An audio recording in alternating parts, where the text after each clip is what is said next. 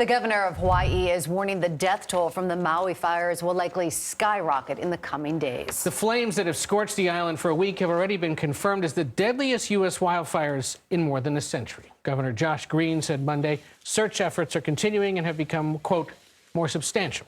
He encouraged others to keep providing aid to survivors, if possible.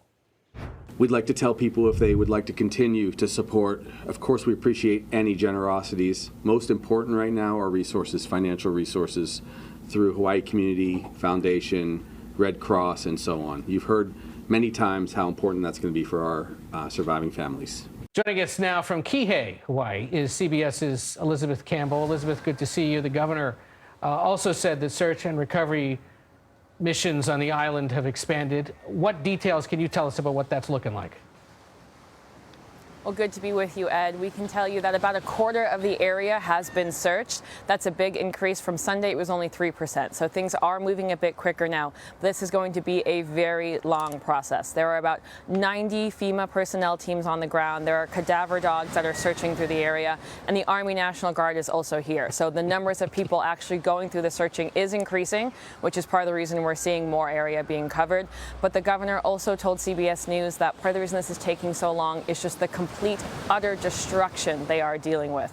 He told us that when you're picking up your loved ones, you're picking up ash. So this is not going to be a quick or easy process. Oh, Elizabeth, that just kind of takes your breath away when you hear it like that. Yeah, as the death toll in Hawaii climbs, government officials are facing growing criticism regarding their response to the fires. And it's hard at this point to start pointing fingers, but how are they responding to the backlash? You know, we're hearing a more vocal frustration from residents that we're talking to about that local response. And frankly, the local response that we've seen has been rather quiet on it. We haven't been hearing much from them. Now, the governor has said that the attorney general here will launch an investigation into what happened and that response. But in the meantime, he's saying that climate change caused what he called the fire hurricane that happened here. And that was the ultimate reason that so many people perished. We'll see how state residents feel about that as the investigating goes on. It is such an unimaginable tragedy on so many levels, Elizabeth.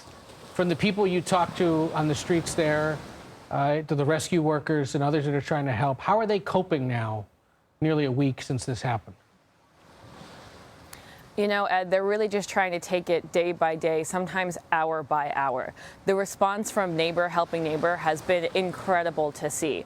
I've seen folks loading baby supplies, loading fire extinguishers, making a fireman's carry across to the boat to get those resources to people who need them most. But they're kind of worried about what comes next. Things we're hearing most about are they're worried about a mental health crisis. I mean, this really just takes your toll on losing everything, whether it's your home, your family, everything you knew. And so they're worried about what's going to happen when that aid runs out, or what's going to happen 2 weeks from now when people are still kind of waking up to realizing they've lost everything.